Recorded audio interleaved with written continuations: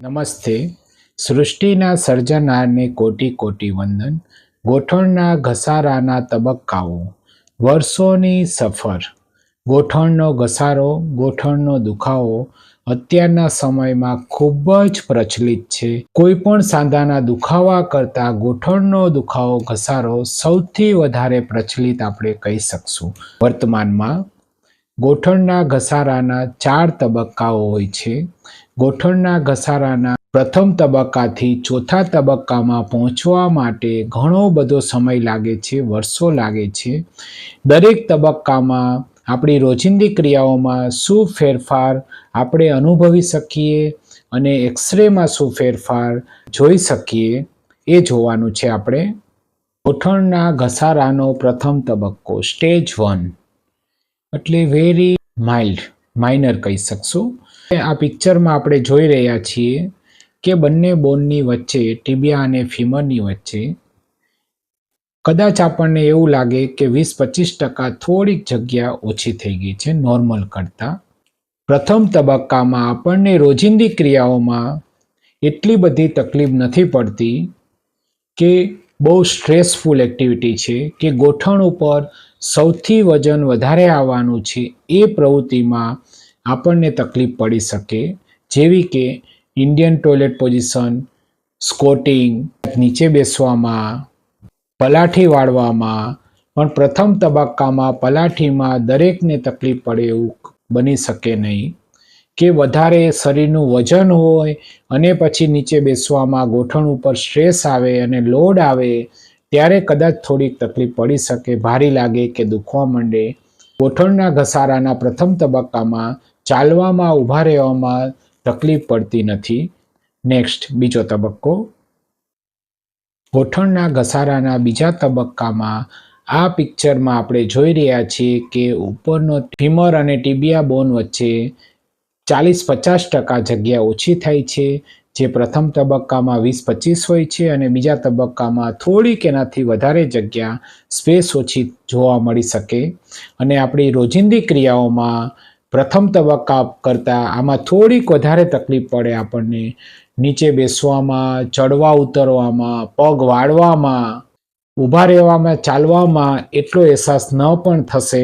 બીજા તબક્કામાં હજી ઊભા રહેવામાં, ચાલવામાં એટલો દરેક દર્દીને તકલીફ નથી પડતી, પણ લો લેવલની સ્ટૂલ ઉપર બેસવામાં છે એમાં થઈ શકે. વધારે ચેરમાં બેઠા હોય ને ઊભા થાય એટલે થોડીક વાર કદાચ અહેસાસ આપણને લાગે કે ગોઠણ કેમ ભારી લાગે છે. ચડવા ઉતરવામાં એનો અનુભવ થઈ શકે. ઢાંકણીના ભાગમાં, ગોઠણના ભાગમાં ડિસ્કમ્ફર્ટ લાગે, આપણે વધારે ચડી ઉતરી ન પણ શકીએ. આ બીજા તબક્કામાં આપણે બધા જ લક્ષણો અનુભવી શકીએ. પ્રથમ તબક્કાથી બીજા તબક્કામાં આવવામાં વર્ષો નીકળી જાય છે.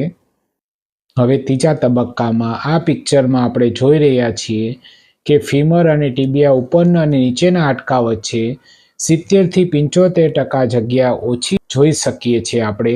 એટલે હાડકા અડવાની તૈયારીમાં છે, થોડીક જગ્યા બાકી રહેશે.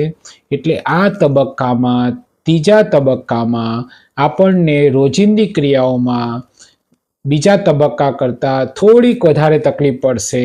નીચે બેસવામાં, ચડવા ઉતરવામાં, પલાઠી વાળવામાં એમાં તો પડવાની જ છે, પણ ચાલવામાં અને ઊભા રહેવામાં પણ આ તબક્કામાં તકલીફ પડી શકે કે વધારે કદાચ આપણે ન ચાલી શકીએ. આપણો ટાર્ગેટ હોય કદાચ પૂરેપૂરો ન થાય કે વધારે ચાલવામાં દુખે, મીડિયમ વોક કરી એમાં ન દુખે, આપણું એની કેપેબિલિટી ઉપર વર્ક થશે, સ્ટ્રેસ વધી જશે તો કદાચ એમાં આપણને સિગ્નલ મળશે, દુખાવાનો અહેસાસ થશે, ગોઠણ ભારી લાગી શકે.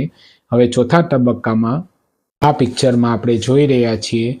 ચોથા તબક્કામાં બંને હાડકા વચ્ચેની જગ્યા બુરાઈ જાય છે, બંને હાડકા નજીક આવે છે. વન ટાઈપ ઓફ ફ્યુઝન કહી શકાય, બ્લોક કહી શકાય કે જે વચ્ચે આપણી ગાદી આવેલી હોય છે, કાર્ટિલેજ હોય છે, એ સાવ ઘસાઈ જાય છે.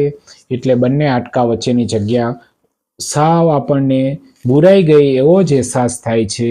એટલે આ તબક્કામાં આપણે જે રોજિંદી ક્રિયાઓમાં છે એ પ્રથમ, દ્વિતીય અને તૃતીય કરતાં આમાં વધારે આપણે દુખાવાનો અને તકલીફનો સામનો વધારે કરવો પડે કે આપણને ચાલવામાં, ઊભા રહેવામાં પણ તકલીફ થવા માંડે.